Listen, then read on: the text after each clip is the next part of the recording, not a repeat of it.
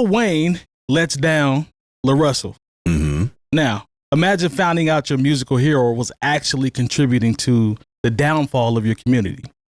That is the internal conflict LaRussell faces when he looks back at the legacy of Lil Wayne. So there's a video clip of him talking about how things have changed since he originally started listening to Wayne. He still gave Wayne his props, but very interesting take. So let's watch the video and then we will discuss.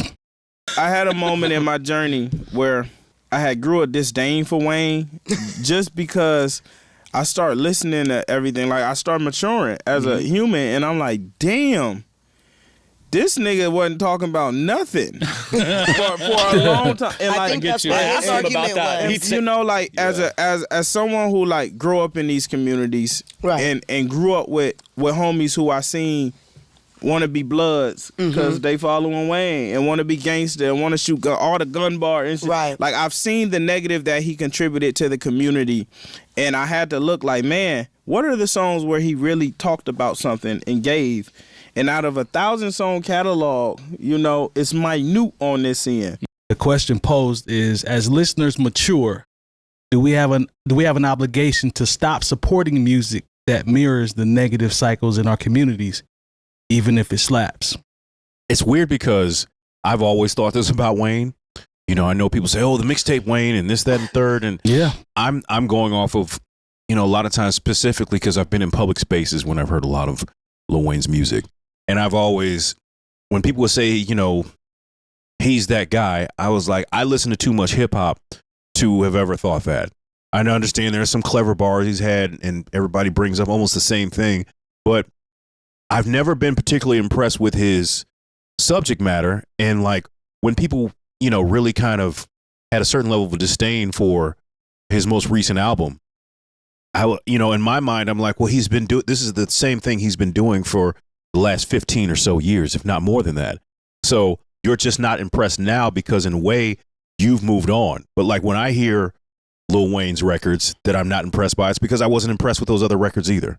You know, that's me. I know there are a lot of people who are huge Lil Wayne fans and they'll break down everything. Like I said, I listen to music in public spaces, so I didn't hear as many of those mixtape records as some people have. I've listened to, you know, like the records that have been huge hits and the things that everyone knows.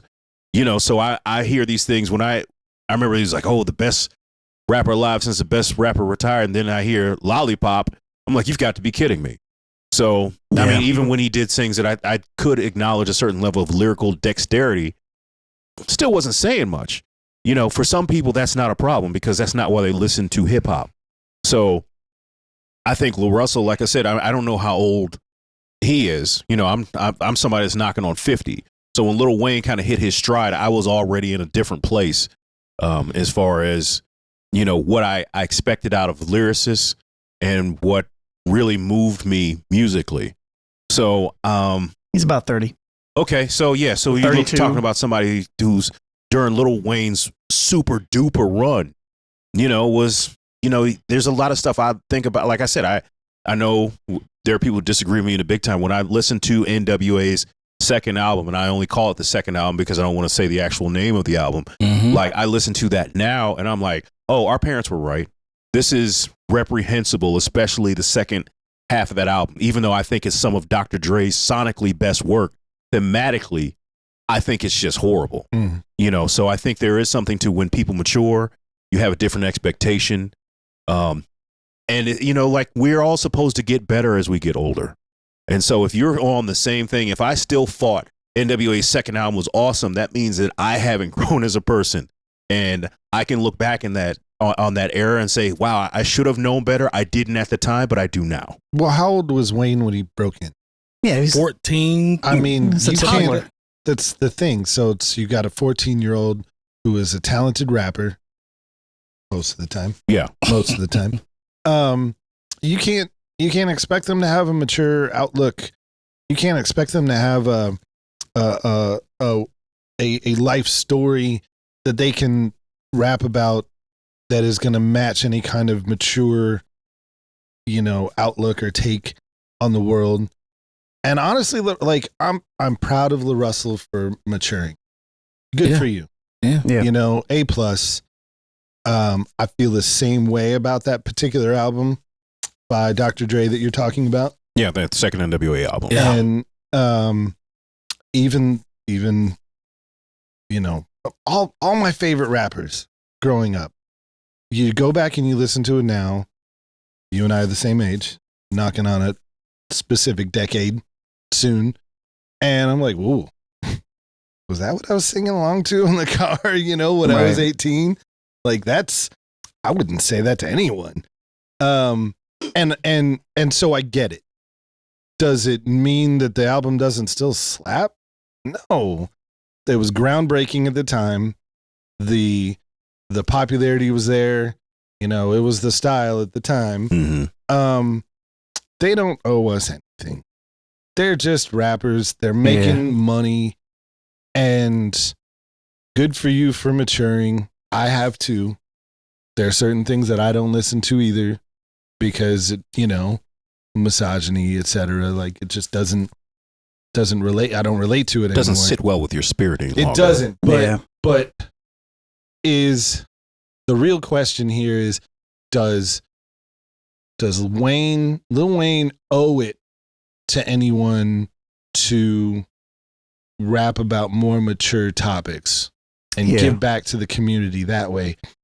That's not what he does. Yeah, it's not his style. That's not what he does. If he wants some backpack hip hop with a lot of dictionary words, you know, if you want Public Enemy, or even anything with depth. That's, I mean, outside of a few outliers, which he does have some records. That's not his lane. I can totally see him saying the same thing but a little differently, and then we're not talking about it, right? Mm-hmm. If he says, "I've matured as a listener," there's a whole bunch of Lil Wayne stuff that I used to listen to and nod my head to and rock out to that doesn't translate to me anymore.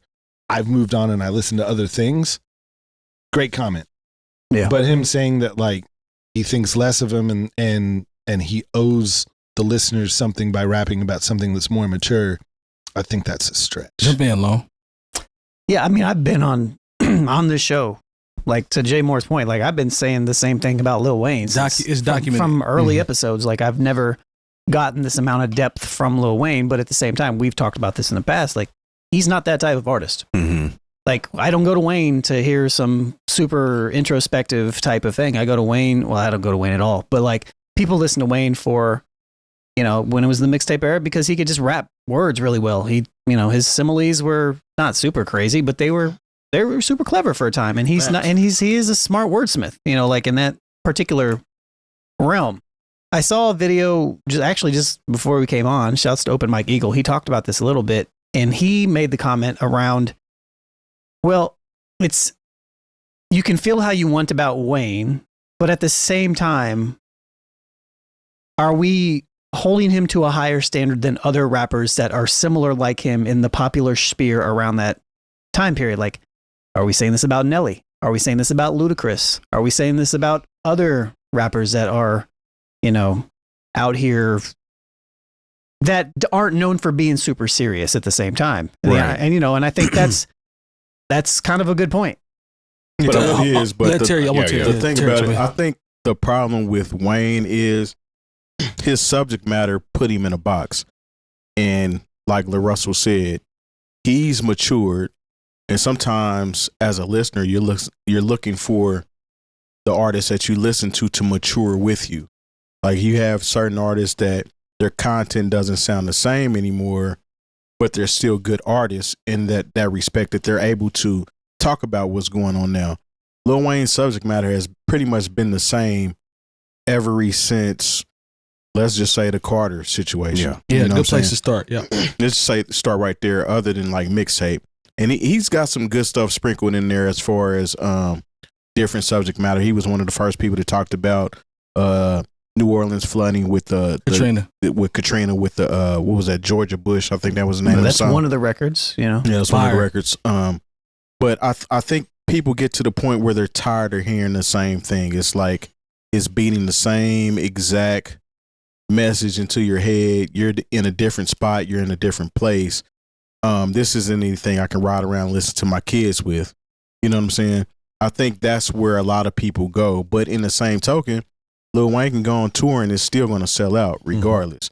There's nostalgia there. Yeah, there's nostalgia there. So I mean, at the end of the day, you like that artist for who he was. I don't imagine every artist is going to change with you. Now, if you want to go peep him out and check out the stuff that you were into back in the day, check out a show, cool.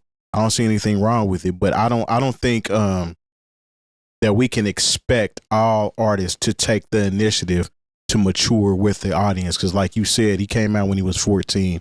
His whole life has pretty much been in the limelight, so he can't rap about much more other than glitz, glamour, bling, bling. That's his life. Cars, women, chicks. Yeah. You know what I'm saying? Drugs, alcohol, skateboards. That's literally his life. He's keeping it real with you at the end of the day. This is what he's lived. So. I think it's silly to expect more from him. Yeah. That's not what he's here for. When you said that, that's what jumped out to me is, the initial age of when he got started, and then also what Terry said about not only the things that he was around, but the type of people that he was around. All that goes into it with Baby and all these guys, and they was just throwing money fast, left and right, Manny Fresh, all these guys. So yeah, that's what he saw. Well, I brought this up a couple weeks ago when we were talking about Nas. Nas's entire life, he's never had a real job. He has been a rapper his entire adult life, and so when you talk about Wayne, like he's been a rapper his entire adult life and a good portion of his teenage life, so he can't talk about, what it is to have to get up and go to work and, what it is to try to make bills. And my wife is bothering me about this, that, and third. He has no concept of those things that the everyman, if you will, lives. So we can only expect so much from him and a lot of artists, when they seem like they're detached, or even in the public statements that they make. When you ask him about what's happening in the real world, I'm never surprised when their mindset or the opinions that they share seem to be so, in my eyes, off base or not rooted in reality. Yeah. It's because, like, technically they don't live in reality. Yeah, their reality is a lot different than ours. Yeah. If you've never had to say, okay, if you've never had to call and make a payment arrangement to try to keep your phone on, or, go to a job that you hate just so you can support the people that you love. Pay that car note. It's a different realm from, like, rapper problems are like, oh, my record company's not listening to me. I want to put this out as a single. I'm trying to do this. And like these groupies won't leave me alone. I don't have any concept of that life, So like when you speak about those things, you're almost speaking from a fantasy island level of, of just reality that, that the average person can't. And that's where Lil Wayne is. So I almost can't expect more from him because in the things that he's gone through that are rough, it's self-inflicted. Like when you get caught with a gun in New York, which everyone knows that New York and guns do not go along with each other. Like that's been the biggest problem. So when he got out and it was a celebration, most people get off of a felony gun charge and they got to check in with their parole officer and go to some shitty job just so they can stay out of jail. So even with those kind of hardships that are involved with Lil Wayne, it's still not the same thing that everyone else who got caught up in the same sort of situation would have to deal with. Yeah, I will say this though. This is one of the issues I do have with Lil Wayne is although he grew up in a privileged life, he still leans on shit that necessarily doesn't affect him. Like, for example, the interview where the young lady asked him about Black Lives Matter. Oh yeah, that was he pretty much talking about I'm rich. How can you tell me that Black lives don't matter in America? And pretty much he pulls out a blood flag and this is what I'm about right here. When you literally don't have to go, you're already past that. Yeah, you didn't have to use that angle to make it out of where you came from. Well said. This is something that you went back and you know what I'm saying, as I'm embracing myself in this side of things now that I'm already successful. So now you're putting that in front of people like this is what you should do as well. That was irresponsible of him, in my personal opinion. So I agree with LaRussell on things like to that nature. Yeah, embracing gangbanging after you've already sold a million. Yeah, records. after you've already made it. A lot of people go through the game because they didn't have a family or they needed a means to an end. That's the whole reason they went through that. You did it because you're paying for protection, essentially. You know what I'm saying? That's a little different. So I do agree with LaRussell on as far as you gotta keep some up of the the decisions he persona. made, right? I mean, but You got a at the end song of the called day- Gangster Music, so you got to do something. okay, we talk about keeping up the persona. You brought up NWA. Ice Cube literally went from NWA to family movies. He did. You know what I'm saying? I mean, in between there was Friday, there was Boys in the Hood, there was things of that nature too. And he's also very out there as far as activist. He has an opinion about how things go. But he switched his whole persona based on his growth in life. You know what I'm saying? At this point in time, why am I here talking about F the police and this, that, and the other? I might still feel that way. But I have a family at the crib that I have to raise and I need to rear them in the right way. Now I'm in family movies. You know what I'm saying? There's a way to do both. There's gangsters that was around that their kids and family never knew what the hell they did. You know what I'm saying? So, I mean, there is a way to grow and still be you in the same position. Ice Cube, just think about Ice Cube's most recent record that he dropped. He's still addressing things. Couldn't It's just tell you about it because GNX dropped the same day. Sorry. I remember that. I listened that was bad. That was bad luck for Cube. I fool with Cube. I listen to it, but he's still militant. It's just a grown version. To his point, Yeah. he's evolved with the way that he expresses himself. Even after he left NWA, when he went solo, he was using Public Enemy production and kind of took on that persona. He was still, America's Most Wanted is still, Most Wanted. Yeah. and it's still Classic. there. And even though I think that's a classic, and I don't cringe at it the same way I do the second NWA album, there are still some things on there I'm like, all right, Cube. Well, Cube wasn't even on the second NWA album. Exactly. But but then like there's a huge shift from America's Most Wanted to Death Certificate. Lethal Injection. No, Death Certificate was Oh, I'm sorry. Yeah, you got Predator. I'm sorry. You got it right. So, you got it right. But there was you could hear the growth Right. in there, and like there are still things on Death Certificate. Like I always said that like I love Death Certificate, but I remember I didn't want to meet Ice Cube, even though he was my favorite rapper. Because I was like, well, shoot, I had Jewish and Asian friends, and my dad had a good job. We lived in the suburbs. I thought Ice Cube wanted to me up if I ever met him. So I mean, but that's me not being mature, and like we celebrate that record because of a lot of the other things that are on it.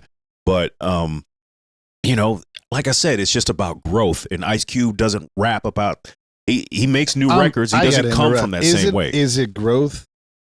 Him making family movies, or is it money? It's probably a I mix say of both. this. I I say can say this both. as a fan of Ice Cube. I remember being 19 years old and going to the T-shirt company. I'm like, can you get the words on the shirt just like this? And it was like, you can burn your cross. Well, I'll burn your flag. Yeah. And I would walk around with. I loved it, right?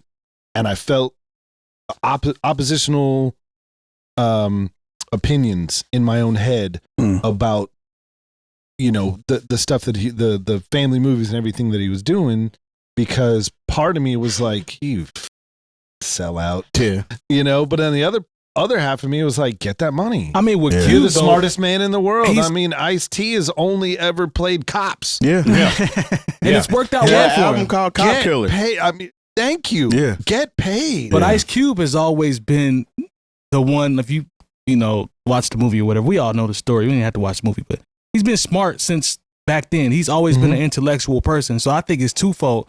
Yeah, the money comes, but who he was as an artist and how he progressed as an artist and being a smart business person and having business acumen and all that goes into him being able to be ready to receive the bag. That's what I think about him. He always was ready. He always was on point. And as his star grew, they started throwing more opportunities at him. Now, him being able to pivot into those movies just makes him that much of a beast to me. Think about how far we've come. Those though. were his movies. Yeah, those are his. Think about how far we've come, though. Yeah. Think about the early 90s. And I mean, get into it, but I mean, we know all the lyrics, Yeah. right? Yeah. Look at Snoop Dogg. He's hanging out at the Winter you Olympics. know what he rapped about. Yeah. And this dude is at the Winter Olympics right now, in the commentating. studio. Yeah. He's the funniest dude. Yeah. And he's so perfect for that role. Yeah. Right? But how hard is it for each one of us to look at Snoop Dogg and go, is That's the same dude. Yeah, but That's that's the us. same dude. That's us though. There's people that only know Snoop for what he is now. That's true. There's people that only know Cube for what he is now too. Yeah, that's true. Like we know Cube from grassroots Cube and grassroots Snoop, where they first came from, and where they elevated to. Actually, you know, with this ties in with what I said about the age of Lil Wayne. Mhm. Yeah. I mean, how young was Snoop Dogg when he like 17, 18? 18, 19. So you got young. you got to think, to Terry's point, it's Kids. we look at it different because we literally we grew up with them. With him. We're not that much far off Nope. from, you know what I'm saying? Nope. Yeah. So it's different for us because we actually were a part of their evolution. We watched it in real time. We Oh, saw y'all. it. Snoop Dogg's a rapper? I didn't know. Yeah. And I feel like LL none of Cool us, J's a rapper. none of us are the same person we were in junior high and high school either. True. You know what I'm saying? Our lives evolve. I never fault an artist for maturing and changing their lane. Yeah. But do you fault an artist for not? I don't maturing? fault them for not changing it either, because I mean there's still an audience for that, and like we've already pretty much came to an agreement. This is all that Wayne knows. Yeah. He doesn't know anything else. It's not on Wayne. It's on me to acknowledge it and make the pivot to say, okay, I've grown this. You still a legend. You still one of the greatest. Blah blah blah blah. But I'm just don't want to hear this anymore. So I make the pivot. So don't. You just leave it alone. Yeah, the only pushback that I would have to this would be, what is art? And what is commerce?